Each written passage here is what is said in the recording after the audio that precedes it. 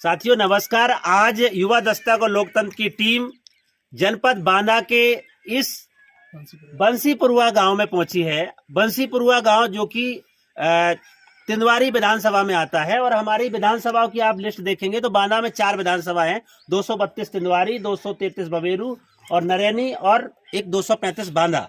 4 विधानसभा वाला जिला जनपद बांदा जो कि हमेशा से सुर्खियों में रहता है पलायन के मुद्दे को लेकर के। बांदा में जिस तरीके की गरीबी देखने को मिलती जब सूखा का हालात था, क्योंकि बुंदेलखंड अपने आप में तमाम तरीके की समस्याओं से घिरा हुआ है। पूरे बुंदेलखंड में जहां 19 सीटें आती हैं, अभी कल के चुनाव में बुंदेलखंड के जालौन, झांसी, महोबा, हमीरपुर जिलों में मतदान हो चुका है। चौथे चरण में यहाँ पे बांदा सीट का 23 फरवरी को मतदान होना है। उससे पहले युवा दस्तक की टीम जो पिछले 26 जनवरी से पूरे बुंदेलखंड के अलग अलग गांवों में जाकर के युवाओं के मुद्दों पर चर्चा करने के लिए निकली थी, जिसका मुख्य उद्देश्य है कि आखिरकार युवाओं के मुद्दे क्या है और किसी भी राजनीतिक दल और उनकी पार्टी में युवाओं का एजेंडा क्या है। उसी एजेंडा, उसी उद्देश्य को लेकर के बुंदेलखंड के 19 और घाटमपुर, कानपुर नगर के रनिया, कानपुर देहात की भोगनीपुर सहित 22 विधानसभा में 22 युवाओं की टीम ने ये पूरा कैंपेन किया।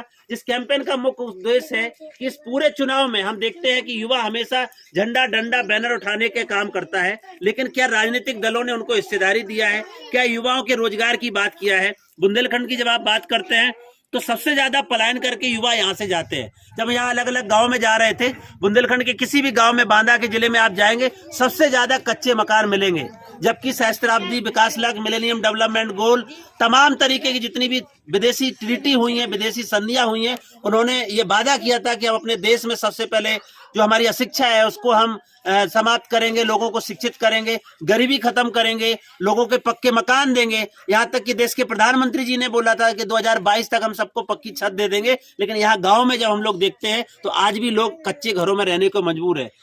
हमारी ये समस्या है कि खेलने के लिए हमारे यहाँ कोई ग्राउंड नहीं है और जो भी आते हैं वो ये कह के चले जाते हैं ग्राउंड बनेगा, ये सुविधा होगी, वो सुविधा होगी। यहाँ कोई सुविधा नहीं करवाई जाती, सब वादा करके निकल जाते हैं और बनने के बाद 5 साल कोई नजर नहीं आता, फिर 5 साल के बाद यही बोलने चले जाते हैं नमस्कार हमको वोट दीजिए।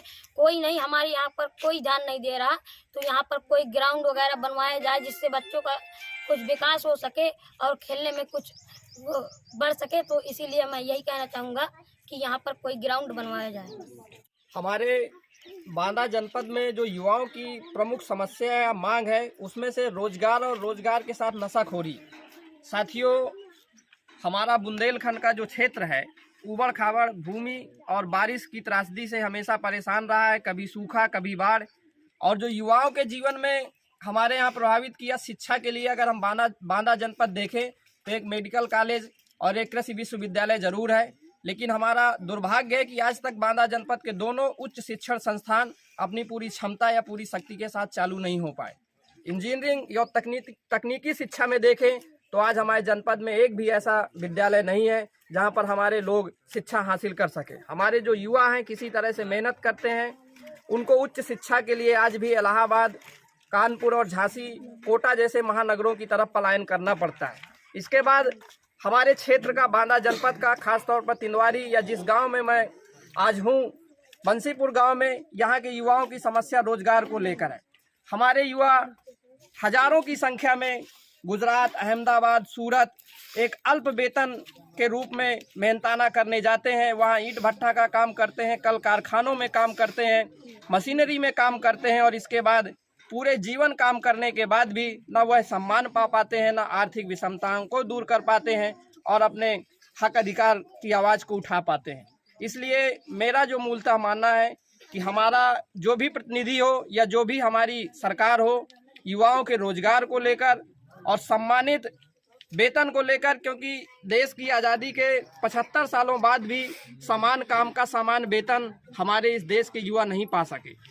एक ही तरह के काम के लिए लोगों को कम और ज़्यादा वेतन का भुगतान किया जाता है और आज भी सम्मानित वेतन के अलावा उचित कार्य नहीं मिल रहा। हमारे यहाँ स्नातक, परास्नातक या उच्च शिक्षित बच्चे ऐसी नौकरी करते हैं जो अन्य जगहों पर मैट्रिक या मैट्रिकुलेशन के छात्र करते हैं। स्वरोजगार के मुद्दे पर भी हमारी सरकारों ने कुछ नहीं किया और औद्योगिक क्षेत्र भूरागढ़ यहाँ से मात्र 5 किलोमीटर की दूरी पर है। लेकिन अगर हम लोग देखते हैं तो वहाँ पर ऐसी कोई भी इकाई नहीं है जो हमारे क्षेत्रीय युवाओं को, क्षेत्रीय वासियों को रोजगार के नाम पर कुछ दे सके। इसलिए मेरी जनप्रतिनिधियों से यही मांग है कि रोजगार के मुद्दे को विशेष रखा जाए, युवाओं की शिक्षा और उच्च शिक्षा पर विशेष ध्यान दिया जाए।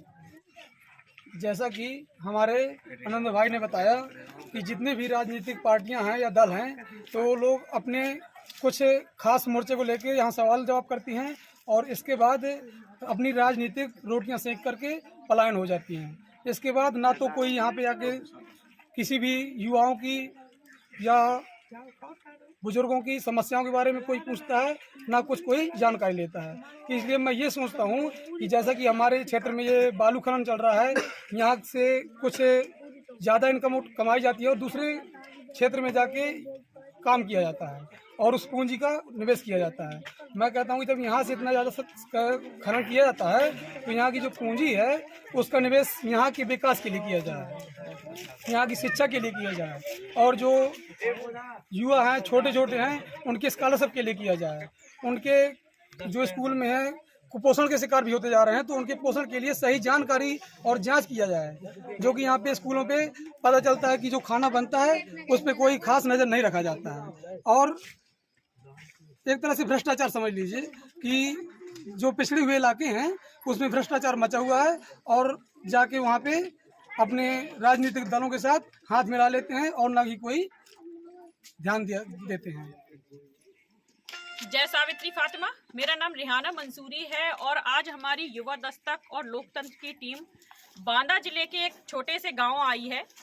यहां पर भाइयों से बात करते हुए पता चला कि यहाँ पर खनन वाला जो बालू जो जिसको सोना कहते हैं वो यहाँ से सबसे ज़्यादा बाहर दूसरे जिलों में और दूसरे क्षेत्रों में भेजा जाता है, जिस कारण यहाँ की जो सड़कें हैं वो एकदम जर्जर हो गई हैं।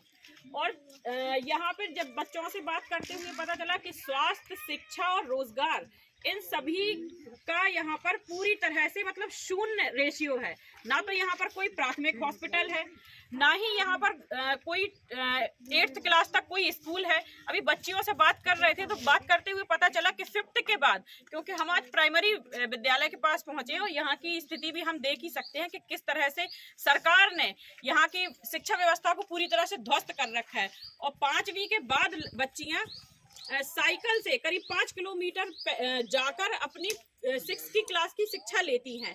अभी एक भाई ने जैसे बोला कि यहाँ पर कम से कम 12th क्लास तक तो स्कूल होना ही चाहिए, जिससे हम आसानी से अपनी शिक्षा ग्रहण कर सकें।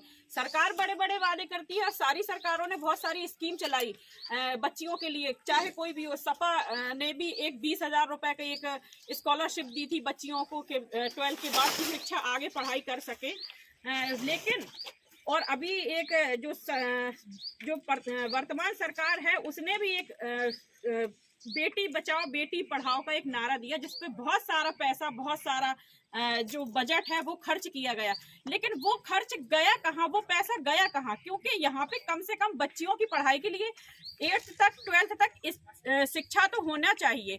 और स्वास्थ्य की बात करें, अगर कोई मैटरनिटी अगर कोई गर्भवती महिला को अगर हॉस्पिटल ले जाते हैं बांदा में, क्योंकि हॉस्पिटल है, तो जाते जाते जर्जर सड़कें हैं, उसको कैसे जच्चा बच्चा को क्या जननी सुरक्षा की योजना चल रही है, कैसे जच्चा बच्चा सुरक्षित रहेगा? इन्हीं सब मुद्दों के साथ बच्चों से और युवाओं से बात की तो युवा चाहते हैं कि हमारे यहाँ पे जो प्रत्याशी हैं, जो वर्तमान सरकार जो बनेगी, उसको कम से कम इन मुद्दों पर बात करनी चाहिए। कम से कम स्वास्थ्य, रोजगार और शिक्षा, इनके ऊपर बात होना चाहिए। तो इन्हीं सब मुद्दों के साथ मैं रिहाना मंसूरी, युवा दस्तक और लोकतंत्र की टीम के साथ बांदा से।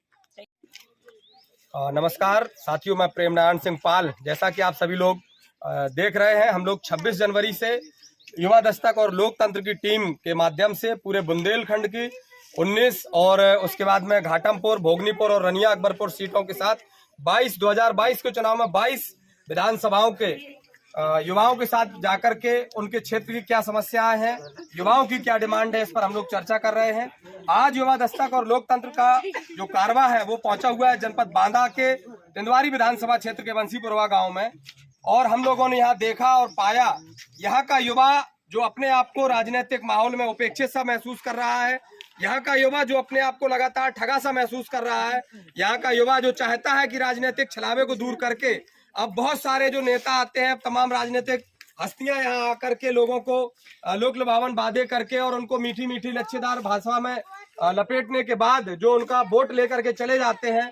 लेकिन अब वो युवा जो उत्तर प्रदेश में संपूर्ण आबादी का 53% आबादी है, वो युवा जो सरकारें बना सकता है, वो युवा जो सरकारें गिरा सकता है, उन युवाओं ने अपनी आवाज को युवा दस्तक और लोकतंत्र के माध्यम से बुलंद किया है। यहाँ का युवा चाहता है कि अगर बुंदेलखंड में खनन हो रहा है, अगर बुंदेलखंड में क्रैशर के माध्यम से या बालुओं के माध्यम से जो खनन जाता है, उसका राजस्व का पैसा यहाँ बुंदेलखंड के विकास में लगाया जाए, बुंदेलखंड के लोगों को रोजगार दिया जाए, बुंदेलखंड के लोगों को बेहतर शिक्षा दी जाए, बुंदेलखंड के लोगों को बेहतर स्वास्थ्य की सेवाएं दी जाए।